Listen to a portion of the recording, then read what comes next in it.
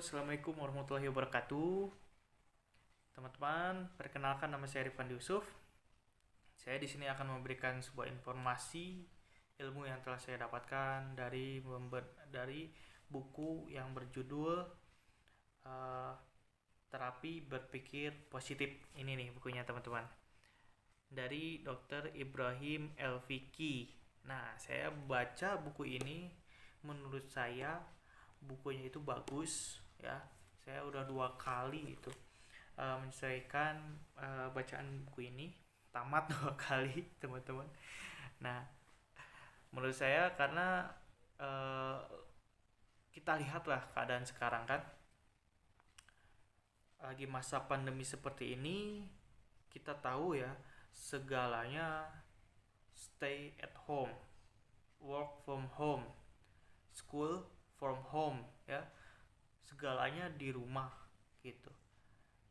Emang belajar tetap belajar, cuman pasti ada sisi psikologis yang akan berbeda ya. Kita kaget gitu kan, kok seperti ini gitu kan.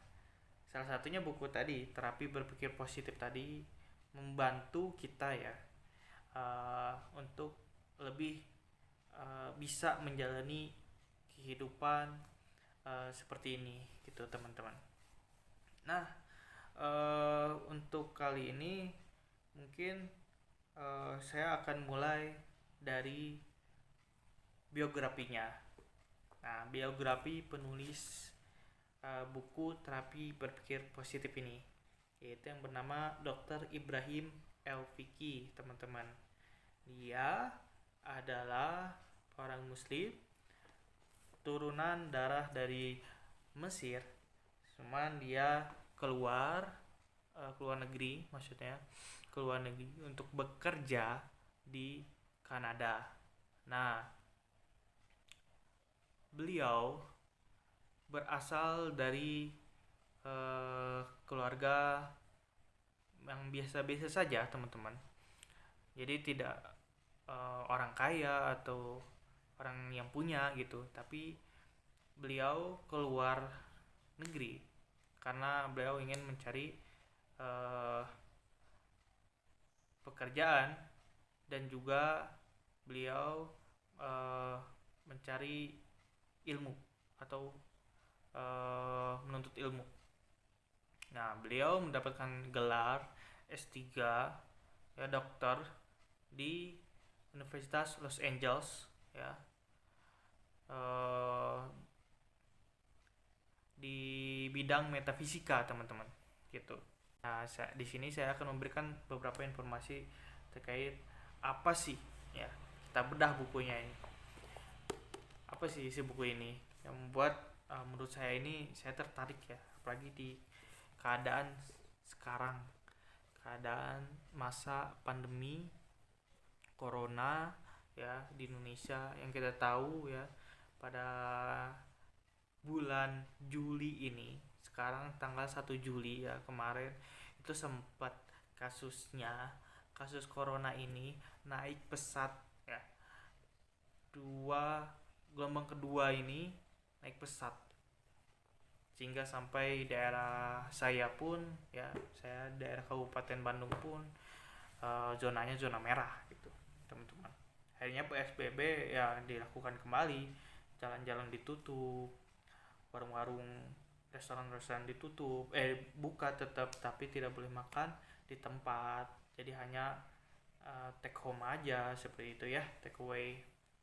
Nah, itu teman-teman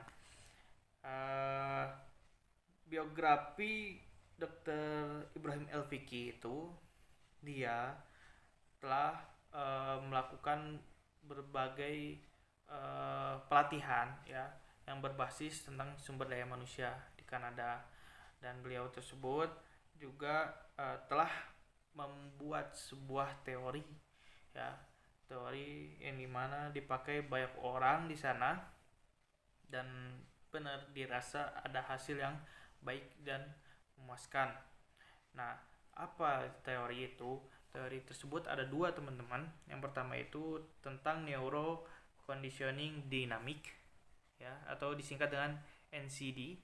Yang kedua itu Power Human Energy atau disingkat dengan PHI. Nah, PHI. Nah, ini semuanya itu tentang alam alam pikiran, teman-teman. Nah, mungkin untuk saat ini kita langsung ke bedah bukunya. Pada bab awal akan dipelajari tentang apa itu pikiran, teman-teman. Kekuatan sebuah pikiran, apa dampaknya bagi kita, gitu teman-teman. Nah, pikiran ini menurut buku Dr. Muhammad Ibrahim ini dikatakan bahwa Syekh Muhammad Mutawali mengatakan pikiran itu adalah alat ukur yang digunakan oleh manusia untuk memilih, ya, bagaimana yang lebih baik, dinilai lebih baik bagi diri dia dan juga bagi keluarga dia atau bagi orang-orang terdekat dia.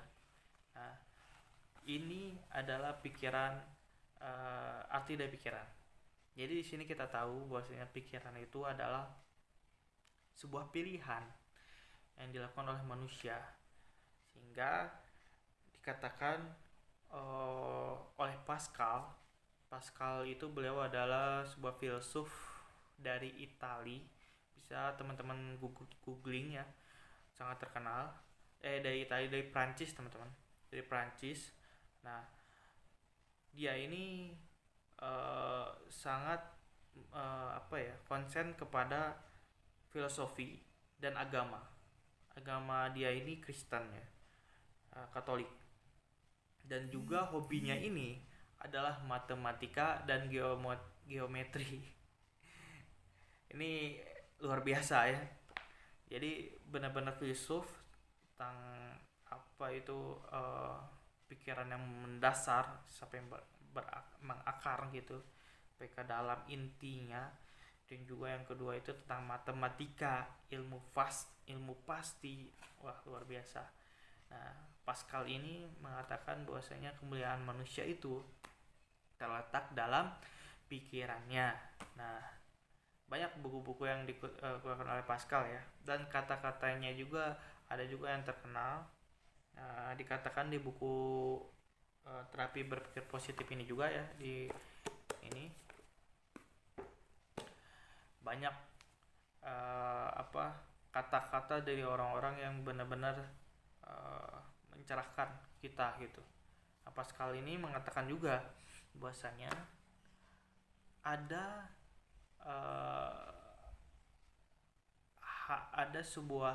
sesuatu yang tidak dapat diterima sepenuhnya oleh akal pikiran dari hati. Ada sesuatu yang ada di hati itu tidak dapat diterima oleh akal pikiran. Jadi maksudnya gimana? Jadi bukan maksudnya bertentangkan bukan maksudnya untuk mempertentangkan antara pikiran ataupun hati, tapi faktanya ya, apa yang kita rasionalkan ya oleh akal pikiran itu tidak selalu bisa dirasionalkan ya. Jadi ada yang di hati itu ada yang tidak bisa kita rasionalkan gitu. Pasti teman-teman menyadari ya diri sendiri ya. Kayak misalnya, kenapa sih kita setelah beribadah merasa lebih tenang gitu kan? Nah, itu kan kalau misalnya kita cari rasionalnya kan gerakan ibadah seperti itu, terus melakukan doa seperti itu. Apa gitu kan? Kenapa bisa gitu? Itu masalah hati. Nah, hati itu bukan hanya sekedar emosi, teman-teman. Ya. Bukan hanya sekedar emosi. Hati itu apa segala sesuatu yang dilakukan atau segala aktivitas yang dilakukan oleh jiwa, ya, secara spontan dan intuitif. Nah, teman-teman pasti sudah tahu apa itu kata intuitif, ya. Intuitif itu sifatnya dari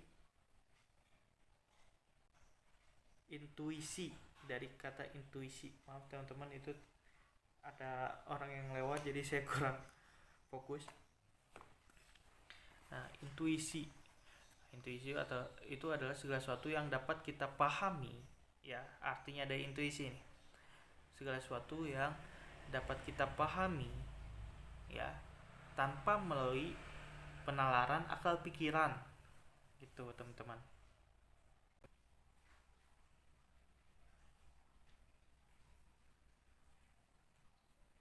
Teman-teman, ternyata di sini, ya, mungkin sekianlah video dari saya.